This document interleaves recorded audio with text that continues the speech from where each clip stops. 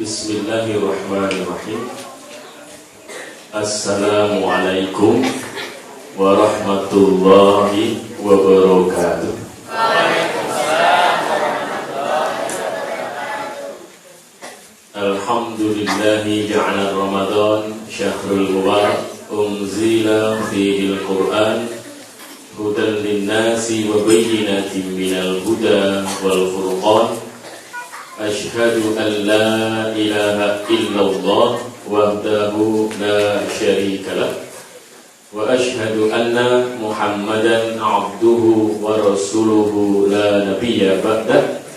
Allahumma salli wa sallim wa barik ala nabiyyina Muhammadin wa ala alihi wa ashabihi wa man tabi'ahum bi ihsanin ila yaumiddin. Amma ba'd. Wonten ngasanipun para pinisepuh, para bapak, saudara ibu, sederek-sederek saya, remaja putri dan remaja laki yang dicintai Allah Tabaraka wa Ta'ala. Amin. Marilah kita banyak bersyukur kepada Allah Subhanahu wa Ta'ala. Mudah-mudahan Allah mudahkan lisan kita mengucapkan kata terima kasih kepada sesama. Dan sering-seringlah kita istighfar, mohon ampunan hanya kepada Allah Subhanahu wa Ta'ala. Mudah-mudahan lisan kita mudah mengatakan kata maaf kepada sesama. Pastikan kita mengatakan insya Allah ketika berjanji. Mudah-mudahan lisan kita mudah mengatakan kata permisi kepada orang lain. Dan selalulah berdoa, bermunajat, bermohon hanya kepada Allah. Mudah-mudahan lisan kita mudah mengatakan kata tolong kepada orang lain. Itulah 4 kata sangat berharga dalam hidup, dalam merajut sebuah komunikasi, menciptakan hubungan baik, menghasilkan hidup dan kehidupan yang penuh dengan ketentraman dan kedamaian. Salam dan salawat teruntuk baginda Rasulullah Sallallahu Alaihi Wasallam, keluarganya, para sahabat-sahabatnya, pengikut-pengikutnya sampai hari kiamat. Mudah-mudahan kita sekalian yang hadir di masjid ini menjadi bagian dari orang-orang yang kelak akan mendapatkan syafaatnya. Amin ya rabbal alamin. Saya malam ini berbahagia sekali karena yang hadir sekitar 50% remaja. Maka saya menggunakan bahasa Indonesia, karena kalau menggunakan bahasa Jawa mereka nggak paham. Bapak dan Ibu sekalian, penting bagi kita menjadikan Al-Quran yang diturunkan oleh Allah Subhanahu wa Ta'ala itu tidak saja sebagai bacaan, tetapi sebagai panduan menuju hidup sukses dunia akhirat. Saya yakin semua orang hidup itu inginnya sukses dunia dan juga akhirat. Ada kalanya saking inginnya hidup sukses itu ngejar-ngejar dunianya lebih daripada ngejar hidup di akhiratnya, sehingga sampai ada yang tidak mendapatkan dunia sama sekali, apalagi akhiratnya. Nah, oleh karena itu bagi kaum muslimin tidak boleh itu terjadi. Maka kita harus pahami Al-Quran tidak saja sebagai bacaan, tapi sebagai panduan.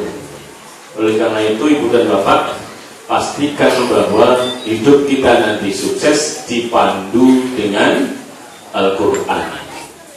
Rumah mewah, halaman yang luas, rumputnya hijau, itu bungkus Bapak Ibu sekalian, tampilannya.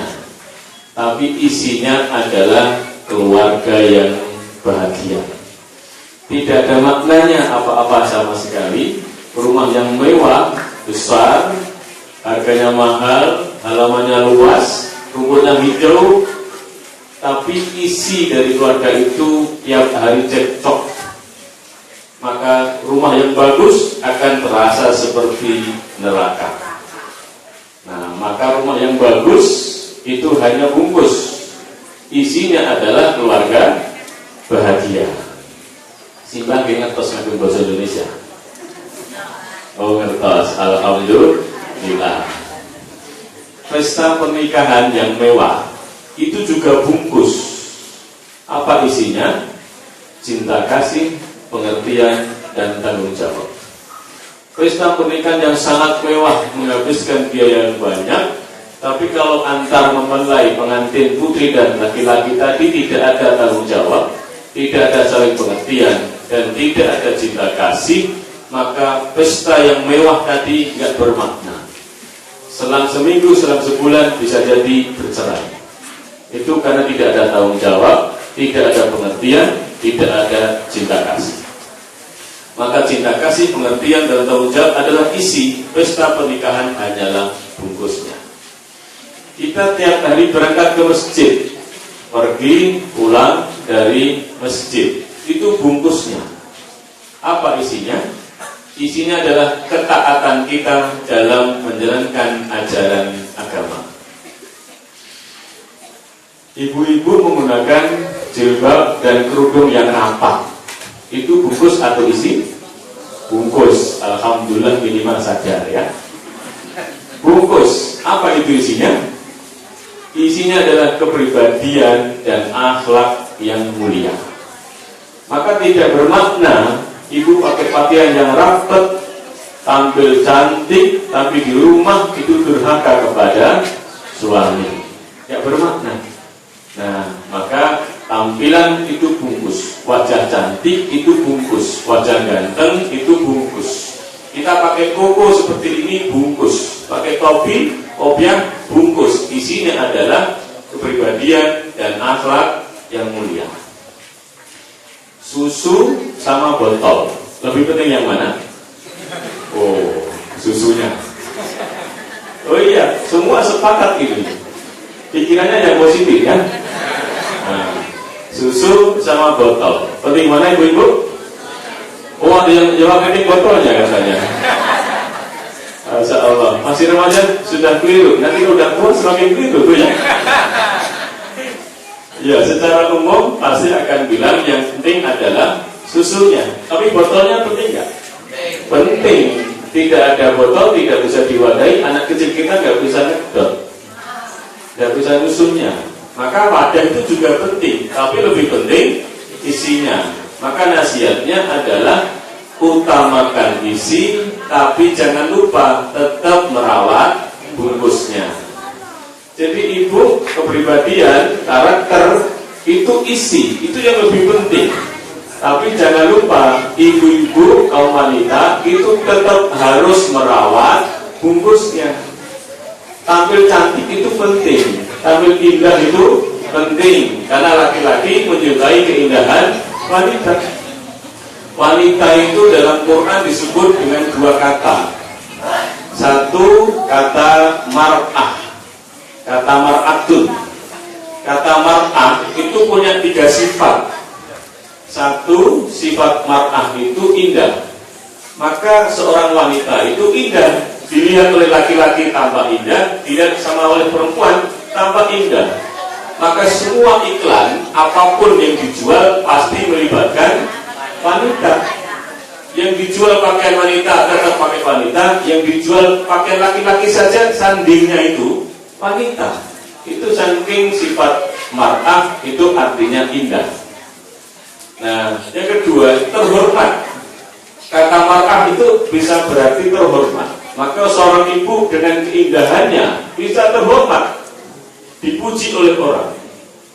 Yang ketiga, kata mar'ah itu bisa berarti cermin. Maka lihatlah cermin, kalau sudah pecah, disambung nggak mungkin sempurna, pasti ada cacatnya. Itulah cermin. Itulah gambaran seorang hati wanita. Ketika sudah terlukai, lama sembuhnya.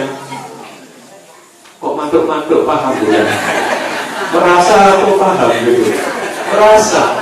Dia ibu-ibu ya. Kalau ibu-ibu tuh begitu sudah terlukai oleh suara orang lain, oleh omongan orang lain, sembuhnya lama. Itu teringat terus. Itulah kata mar'ah yang berarti cermin. Saya punya pengalaman teman dosen Bapak Ibu pergi bertiga. Yang satu ini suami istri, yang satu lagi laki-laki sebenarnya sudah punya istri, tapi kebetulan perginya sendirian. Nginep di hotel yang sama bertiga ini 2 kamar. Yang laki-laki sendirian punya istri tadi 1 kamar, yang suami istri 1 kamar. Karena berminggu, maka kemudian pakaiannya di laundry, dicucikan ke pihak hotel. Ternyata ketika pihak hotel mengembalikan pakaiannya itu ada yang keliru. Ada 1 pakaian wanita bagian dalam itu ikut ke laki-laki yang pergi sendirian tadi. Nah, dia nggak ngecek itu, kemudian masuklah ke koper, terbawa pulang. Nah, istrinya yang di rumah itu marahnya luar biasa. Papa ini apa-apaan ini? Dan berkepanjangan kemarahannya. Sampai diundang itu yang suami istri teman berangkat tadi, diundang untuk menjelaskan. Itu pun tidak mampu membuat istrinya percaya. Akhirnya baru 2 semester itu sembuh. Panjang. Itulah hati wanita ketika sudah terlukai, lama sembuhnya. Nah, maka kita sebagai laki-laki harus lebih berhati-hati, jangan terlalu mudah melukai hati seorang wanita. Nah, ibu-ibu tak ewangi, ya. Nah, di Quran itu juga ada kata tentang wanita. Yang kedua namanya nisa. Maka ada Quran surat An-Nisa. Apa itu artinya, Bu? Perempuan. Jadi perempuan ini tidak hanya 1. Kalau mar'ah itu perempuan 1, tunggal. Tapi kalau An-Nisa itu artinya perempuan. Maka kalau ada orang bernama khairun nisa, itu sebenarnya perempuan-perempuan baik. Maksudnya dia itu bagian dari perempuan-perempuan yang baik gitu loh. Kalau mar'atus sholihah itu artinya perempuan tunggal dan baik gitu ya. Maksudnya sama semua. Jadi nggak usah diganti. Yang terlanjur namanya khairun nisa. Ya. Yang penting kan maknanya paham gitu ya. Nah, kata nisa itu punya 2 sifat. Yang pertama, kata nisa itu punya sifat mudah tersentuh. Maka seorang wanita itu mudah tersentuh. Lihat sinetron agak sedih, ikut nangis. Nelfon anaknya yang di pondok, nah maknya sama apa? Cuma sayur sama nasi, Bu. Nangis. Dibentak sedikit oleh suaminya, nangis. Minta uang belanja, belum ada, Bu. Nangis. Mudah tersentuh, itulah hati wanita. Maka kadang-kadang kalau ada laki-laki kok mudah menangis, dia bilang ini si jiwa wanita. Laki-laki tapi berjiwa wanita, karena suka menangis. Itu sifat An-Nisa. Sifat An-Nisa yang kedua adalah mudah bercerita. Maka seorang ibu-ibu itu mudah bercerita. Beda dengan bapak-bapak dari pasar ditanya, dari mana Pak? Dari pasar Pelayan, selesai.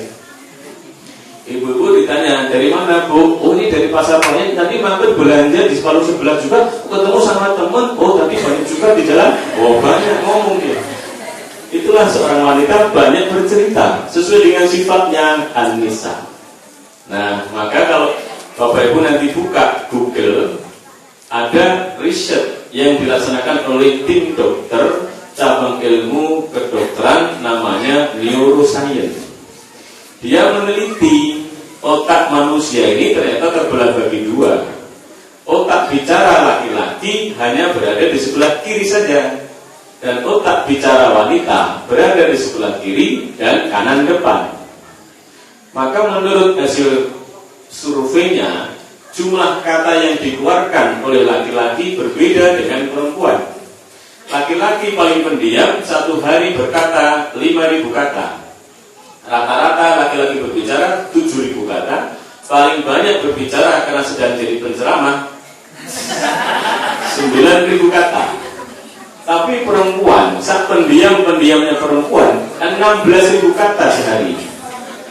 Rata-rata 20.000 kata, paling cerewet 24.000 kata. Itu perempuan. Maka kalau ibu-ibu kirim WA, kirim SMS kepada suami, panjang atau pendek? Panjang, ngaku semua, berbaris-baris. Nanti suami jawab, oke. Betul nggak? Betul, itulah fakta. Ibu-ibu marah nggak? Enggak, harusnya nggak marah. Karena harusnya nggak marah, justru bangga. Kalau dijawab oke, berarti alhamdulillah suamiku lelaki betulan. Gitu kan? Karena kalau jalannya panjang, loh kok panjang, menyalahi kodratnya. Gitu. Itu wanita. Ada lagi tadi hasil surveinya dibagi dua kan, otak itu kiri kanan. Pembelah otak, lapisan pembelah otak ini urut dari hidung ke atas perlu ditarik. Itu ada yang disebut dengan corpus callosum, lapisan pembelah otak tengah. Corpus callosum wanita 30% lebih tebal dibanding laki-laki. Maka seorang wanita itu bisa mengerjakan banyak kegiatan dalam satu waktu. Istilahnya multitasking. Lihatlah kalau di dapur, ibu-ibu tuh tangan kanannya pegang sortir, masih sambil nyuapi anaknya, tangan kiri balas WA, kakinya ngepel. Itu bisa. 4 pekerjaan itu dikerjakan sekaligus. Itu bisa seorang wanita. Tapi bapak-bapak tidak bisa, belum tentu bisa maksudnya. Kalau ada ya 1-2 saja. Bapak-bapak itu lebih bisa bekerja urut, berseri.